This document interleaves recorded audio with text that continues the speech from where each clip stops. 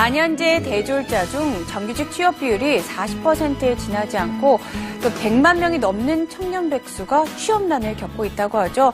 이럴 때일수록 장래의 직업에 대한 구체적인 목표와 또 차근차근한 계획이 필요할 텐데요. 진로 설계 지침서 도전 직업 체험이 함께하겠습니다. 자, 오늘도 청소년들의 꿈에 나침반 역할을 해주시는 분이죠. 방혜진 연구원 나오셨습니다. 안녕하세요. 네, 안녕하세요. 그리고 또 오늘 도전 직업 체험의 주인공이에요. 김진경 학생 나왔습니다. 안녕하세요. 안녕하세요. 등촌고등학교 1학년 김진경입니다. 네, 우리 진경 학생 풋풋한 새내기 고등학생인데요. 진로에 대해서 좀 생각해 봤나요? 꿈이 뭐예요? 제 꿈은 인권 변호사인데요. 제가 중학교 3학년 여름방학 때 과제를 하다가 북한 고문 동영상을 보게 됐어요. 네. 그걸 보고 충격을 받은 상태에서 제가 그 당시에 도가니를 책으로 읽었었는데 거기서 한번 또 충격을 받고 이런 쪽에서 일을 하고 싶다. 이런 소수자들을 도와주고 지켜주고 싶다라는 생각에 인터넷으로 알아봤는데 인권운동가에 대해서 알아보다가 여러 가지가 많이 있었는데 아무래도 인권 변호사가 제일 눈에 띄더라고요. 그래서 인권 변호사를 또 알아보니까 또 막 여러 가지가 나오다가 국제 앰네스티에 대해서 알게 됐어요. 네. 사실 국제 앰네스티는 교과서에서 이름을 들어본 상태였는데 연관 검색어에 뜬 걸 보고 들어가서 막 보다가 국제 앰네스티에 관심도 생기고 인권 변호사라는 직업에도 관심도 생겨서 네, 지금 제 꿈은 국제 앰네스티에서 일하는 인권 변호사가 되는 게 제 꿈입니다. 도가니를 보고 꿈을 결정했으면 굉장히 최근에 진로를 정한 거네요? 네, 그쵸. 중학교 3학년 여름방학 때 과제랑 그 책이 저한테 되게 충격을 줬고 그게 제가 꿈을 정하는 동기가 됐었던 것 같아요.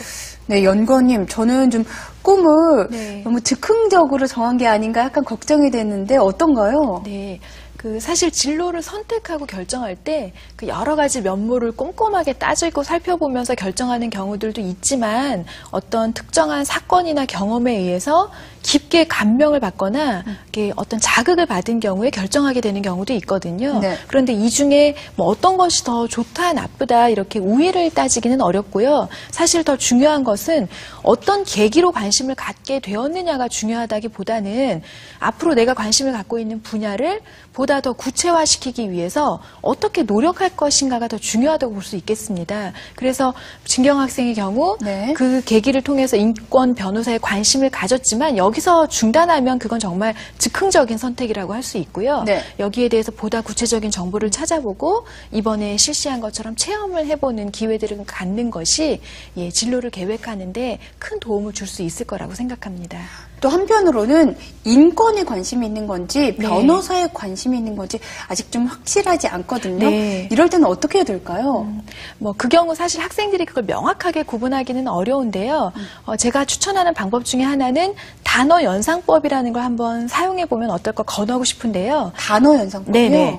그 단어 연상법이라고 하는 것은 보통 임상적인 장면에서 사용하는 한 가지 방법인데 특정한 자극 단어에 대해서 어떤 느낌이 드는지 본인의 생각이나 어떤 느낌 등을 단어로 표현하는 방법입니다. 그래서 이번 기회에 한번 진경 학생하고 같이 직접 해보면 좋을 것 같은데요. 자, 인권과 변호사를 가지고 지금 고민하고 있잖아요. 진경 학생의 경우 인권하면 어떤 느낌이나 생각이 떠오르나요? 그걸 단어로 얘기하자면요. 저는 도가니를 보고 인권 운동가, 변호사가 되고 싶었기 때문에 아무래도 소수자 인권에 관심이 많은데요. 그래서 장애인이나 아니면 외국인 노동자, 외국인 이주민, 노약자나 여성 이 정도가 생각나는 것 같아요. 그렇다면 반대로 변호사 하면 떠오르는 느낌이나 단어는요? 변호사 하면 뭔가 법전?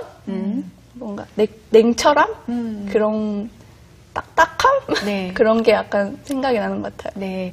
그 단어 연상법을 통해서 이렇게 어떤 주제에 대해서 본인이 가지고 있는 생각이나 느낌을 찾아냈다고 하면 이제 그 다음 작업으로는 그에 대해서 느끼는 본인의 어떤 관심 정도 그리고 내가 여기에 대해서 느끼는 어떤 그 부정적인 또는 긍정적인 느낌의 경향 이런 걸 통해서 본인의 태도나 가치, 입장 이런 것들을 좀 비교해 볼 수 있는데요. 진경 학생은 본인이 느끼기에 인권하면 떠올랐던 그런 느낌과 또 변호사 했을 때 떠올랐던 느낌 중에 어떤 쪽이 보다 더 친숙하고 앞으로 내 진로에 접목시켜 볼 때 보다 더 키워드가 되는 쪽이 어떤 쪽이라는 느낌이 드세요?